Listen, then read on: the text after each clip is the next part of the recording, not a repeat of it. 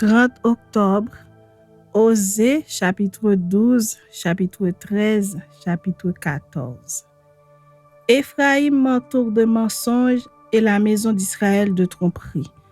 Juda est encore sans frein vis-à-vis de Dieu, vis-à-vis du Saint fidèle. Éphraïm se repaît devant et poursuit le vent d'Orient. Chaque jour, il multiplie le mensonge et la violence. Il fait alliance avec la Syrie et emporte de l'huile en Égypte. L'Éternel est aussi en contestation avec Juda et il punira Jacob pour sa conduite. Il lui rendra selon ses œuvres. Dans le sein maternel, Jacob saisit son frère par le talon et dans sa vigueur, il lutta avec Dieu. Il lutta avec l'ange et il fut vainqueur. Il pleura et lui adressa des supplications. Jacob l'avait trouvé à Béthel et c'est là que Dieu nous a parlé. L'Éternel est le Dieu des armées. Son nom est l'Éternel. Et toi, reviens à ton Dieu, garde la piété et la justice et espère toujours en ton Dieu. Éphraïm est un marchand qui a dans sa main des balances fausses. Il aime à tromper. Et Éphraïm dit, à la vérité, je me suis enrichi, j'ai acquis de la fortune. Mais c'est entièrement le produit de mon travail. On ne trouvera chez moi aucune iniquité, rien qui soit un crime. Et moi, je suis l'Éternel ton Dieu, dès le pays d'Égypte. Je te ferai encore habiter sous des tentes comme au jour de fête. J'ai parlé aux prophètes, j'ai multiplié les visions et par les prophètes, j'ai proposé des paraboles. Si Galaad n'est que néant, ils seront certainement anéantis. Ils sacrifient des bœufs dans Gilgal, aussi leurs autels seront comme des monceaux de pierre sur les sillons des champs. Jacob s'enfuit au pays d'Aram, Israël servit pour une femme et pour une femme il garda les troupeaux. Par un prophète, l'Éternel fit monter Israël hors d'Égypte et par un prophète, Israël fut gardé. Éphraïm a irrité l'Éternel amèrement, son Seigneur rejettera sur lui le sang qu'il a répandu, il fera retomber sur lui la honte qui lui appartient. Chapitre 13. Lorsqu'Éphraïm parlait, c'était une terreur. Il s'éleva en Israël, mais il s'est rendu coupable par Baal et il est mort. Maintenant, ils continuent à pécher, ils se font avec leur argent des images en fonte, des idoles de leur invention. Toutes sont l'œuvre des artisans. On dit à leur sujet que ceux qui sacrifient baisent les veaux. C'est pourquoi ils seront comme la nuée du matin, comme la rosée qui bientôt se dissipe, comme la balle emportée par le vent hors de l'air, comme la fumée qui sort d'une fenêtre. Et moi, je suis l'Éternel, ton Dieu, dès le pays d'Égypte.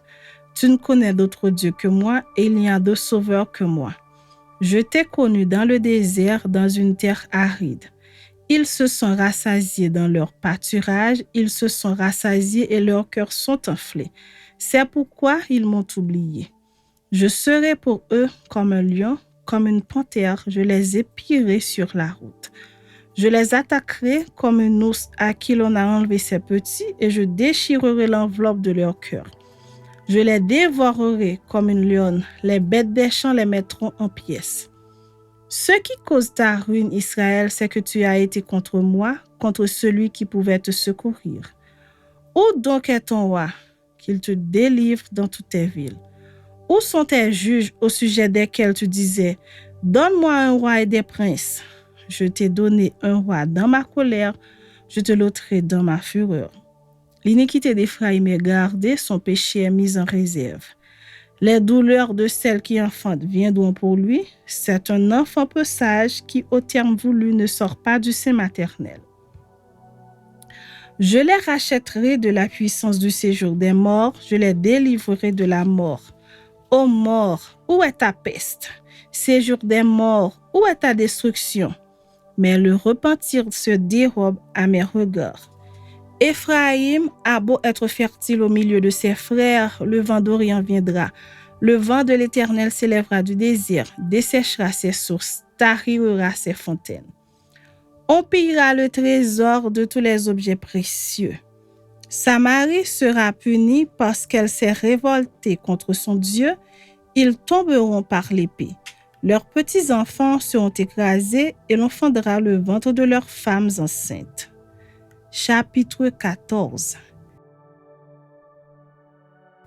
Israël, revient à l'Éternel ton Dieu, car tu es tombé par ton iniquité.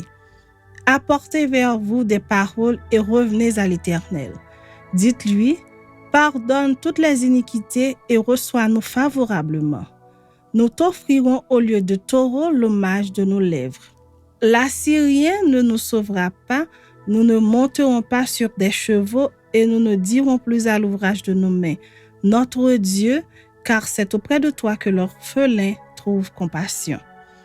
Je réparerai leur infidélité, j'aurai pour eux un amour sincère, car ma colère s'est détournée d'eux. Je serai comme la rosée pour Israël, il fleurira comme le lit et il poussera des racines comme le Liban. Ses rameaux s'étendront, il aura la magnificence de l'olivier et les parfums du Liban.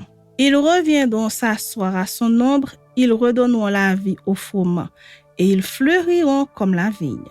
Ils auront la renommée du vin du Liban. Éphraïm, qu'ai-je à faire encore avec les idoles? Je l'exaucerai, je le regarderai, je serai pour lui comme un cyprès verdoyant. C'est de moi que tu recevras ton fruit. Que celui qui est sage prenne garde à ces choses, que celui qui est intelligent les comprenne. Car les voies de l'Éternel sont droites, les justes y marcheront, mais les rebelles y tomberont.